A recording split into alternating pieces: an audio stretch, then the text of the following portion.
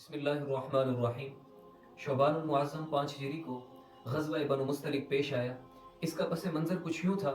کہ قبیلہ بنو مستلق کے سردار حارث بن ابی زرار خزاعی نے اپنے علاقے والوں کو، خاندان والوں کو اس بات پر آمادہ کیا، پرعزم کیا کہ مدینہ طیبہ جا کر رسول اللہ صلی اللہ علیہ وسلم اور آپ کے صحابہ کے خلاف جنگ کی جائے گی۔ جب رسول اللہ صلی اللہ علیہ وآلہ وسلم کو اس کے اس مضموم ارادے کا علم ہوا تو آپ صلی اللہ علیہ وآلہ وسلم نے یہ فیصلہ کیا کہ قبل اس کے کہ وہ ہمارے پاس آ پہنچے، ہم آگے بڑھ کے ان کا مقابلہ کریں گے۔ جس جگہ میں یہ قبیلہ بنو مستلق والے آباد تھے، اس جگہ کا نام مریسے تھا۔ رسول اللہ صلی اللہ علیہ وسلم اپنے صحابہ کی معیت میں مریسے کے مقام پر پہنچے اور یہاں آ کر رسول اللہ صلی اللہ علیہ وآلہ وسلم نے بنو مستلق کے ساتھ جنگ فرمائی تھی۔ اور اس جنگ کے اندر یہ وہ پہلی جنگ تھی اسلام کی جس کے اندر منافقین نے کثرت سے شرکت کی تھی۔ جو رئیس المنافقین تھا عبداللہ بن ابی،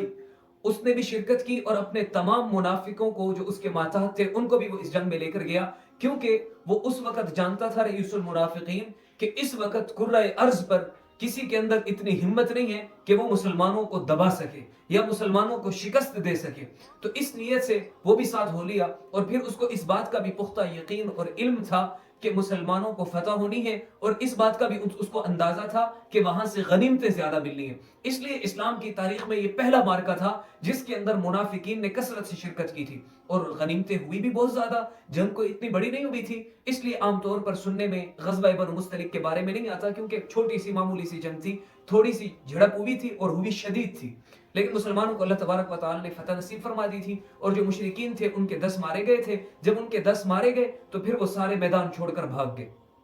ایک مسلمان صحابی شہید ہوئے تھے، ان کے بارے میں بھی مورخین لکھتے ہیں کہ اپنے ہی صحابی کا تیر ان کو لگا تھا غلطی سے، اس وجہ سے ایک شہادت ہوئی اور ان کے 10 مارے گئے اور وہ بھاگ گئے۔ رئیس المنافقین وہ بھی اس جنگ کے اندر شریک تھا، اور اس جنگ کے اندر غنیمتیں بھی بہت زیادہ ملی۔ مورخین لکھتے ہیں کہ اس جنگ کے اندر جو غنائم جمع کیے گئے اس میں 5000 بکریاں تھیں اور تقریباً 2000 اونٹ تھے، اور قیدی بھی بہت زیادہ لوگوں کو کر لیا گیا۔ جب جنگ فتح ہو گئی اس کے بعد ان جنگی قیدیوں کے اندر حارث بن ابی زرار خزاعی کی بیٹی حضرت سیدہ جویریہ رضی اللہ تعالی عنہ بھی قید ہو کر آئی تھی، باندھی بن کے آئی تھی۔ وہ ایک صحابی کے پاس تھی، تو اس صحابی نے ان کو مکاتبہ بنا کے چھوڑ دیا تھا۔ مکاتب اس کو کہتے ہیں کہ جب پہلے زمانوں میں غلاموں کا رواج ہوتا تھا تو جو آدمی جس کا غلام ہوتا تو مالک اس کو کہتا کہ تم مجھے اتنی اجرت دے دو، اتنا مال جمع کر کے دے دو، اتنی رقم اکٹھی کر کے مجھے دے دو، پھر تم آزاد ہو جاؤ گے۔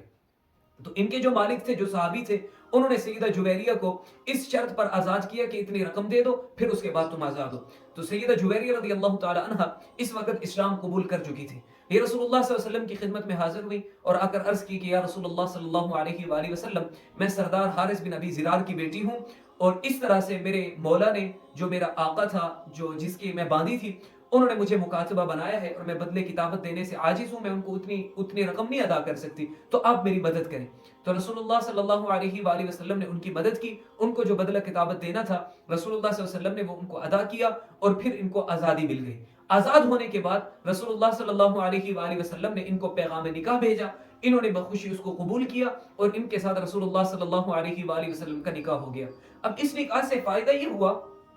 کہ جتنے صحابہ کے پاس بنو مستلق کے لوگ قید تھے، تمام صحابہ نے ان کو بغیر فدیہ لیے چھوڑ دیا، آزاد کر دیا، یہ کہتے ہوئے کہ اب یہ رسول اللہ صلی اللہ علیہ وآلہ وسلم کے رشتہ دار بن چکے ہیں، اب یہ ہمارے بھی رشتہ دار ہیں، ہمارے لیے محترم، معظم اور معطر ہوں گے، ان کو رہا کر دیا جائے۔ تو صحابہ کرام نے ان تمام قیدیوں کو چھوڑ دیا۔ پھر وہ علاقے میں اپنے خاندان میں جب وہ واپس پلٹ کر گئے، انہوں نے مسلمانوں کا حسن سلوک، مسلمانوں کا اخلاق، مسلمانوں کے کردار اپنے علاقے والوں کو بتائے۔ تو پھر یہ مریسے کا پورا علاقہ اور بنو مستلق کی یہ جو پوری قوم تھی، یہ سارے من حیث القوم آئے، اور انہوں نے آ کر رسول اللہ صلی اللہ علیہ وآلہ وسلم کے ہاتھ کے اوپر بیعت اسلام کی، اور یہ سارا علاقہ مشرف اسلام ہو گیا۔ تو جیسے میں نے عرض کیا کہ اس جنگ کے اندر منافقین بہت زیادہ تھے، بہت کثرت سے تھے منافقین۔ تو اب وہ جو رئیس المنافقین تھا وہ جانتا تھا کہ اب مسلمانوں کو جنگ کے ذریعے شکست دینا یہ تقریباً ناممکن ہو چکا ہے۔ تو اس نے یہ منصوبہ بنایا کہ اندر ہی اندر مسلمانوں کے اندر رہتے ہوئے مسلمانوں کی جڑوں کو کھوکھلا کیا جائے۔ چنانچہ جب اس جنگ سے واپسی ہوئی تو واپسی کے موقع پر 2 صحابی، ایک انصاری صحابی تھے اور ایک مہاجر صحابی تھے، یہ پانی بھرنے کے لیے کنویں پر پہنچے۔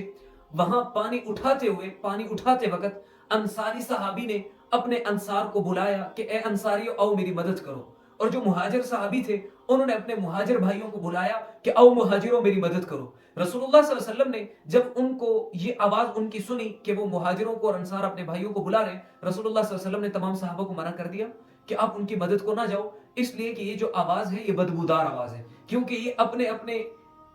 قرابت والوں کو، رشتہ داروں کو، قبیلے والوں کو، قوم والوں کو بلا رہے ہیں، یعنی انصاری انصاری کو بلا رہے ہیں، مہاجر مہاجروں کو بلا رہے ہیں، تو یہ زمانہ جاہلیت کی پکار ہے، لہٰذا ان کی مدد کے لیے نہ جاؤ۔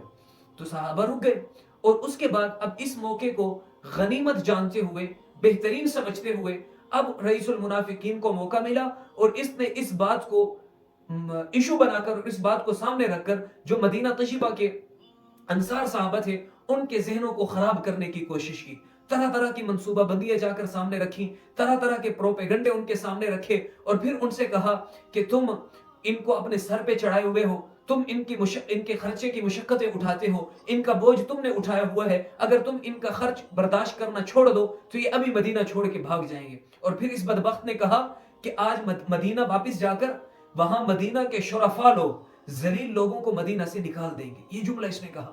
تو ایک کم سن صحابی تھے حضرت زید بن ارقم رضی اللہ تعالیٰ عنہ، انہوں نے اس کی ساری گفتگو سنی، اور وہ رسول اللہ صلی اللہ علیہ وسلم کے پاس آئے، اور انہوں نے آ کر عرض کیا رسول اللہ صلی اللہ علیہ وسلم،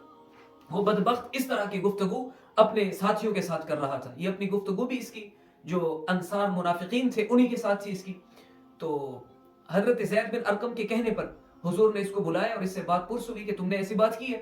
تو رئیس المنافقین جھوٹی قسمیں اٹھانے لگ گیا کہ یہ بچے ہیں زید بن ارقم، کم سنی کی وجہ سے، کم فہمی کی وجہ سے، کم عقلی کی وجہ سے بات ان کو پوری طرح سمجھ میں نہیں آئی، یہ بات سمجھ نہیں پائے، اور انہوں نے آ کر آپ کو اس طرح کی بات کی ہے، ورنہ میں نے ایسی کوئی بات نہیں کی۔ اس بات پر اس نے قسمیں اٹھائیں۔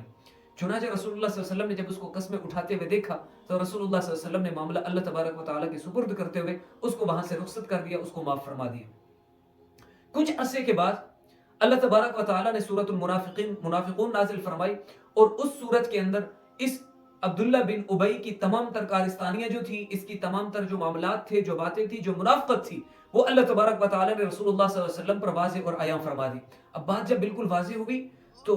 اس رئیس المنافقین کا ایک بیٹا تھا جو بڑے پکے اور مخلص صحابی تھے، حضرت عبداللہ رضی اللہ تعالیٰ عنہ، وہ رسول اللہ صلی اللہ علیہ وسلم کی خدمت میں حاضر ہوئے اور آ کر عرض کرتے، یا رسول اللہ صلی اللہ علیہ وسلم آپ مجھے اجازت دیجئے، میں اپنے ابا کی گردن قلم کرنا چاہتا ہوں۔ رسول اللہ صلی اللہ علیہ وآلہ وسلم نے ان کو منع فرما دیا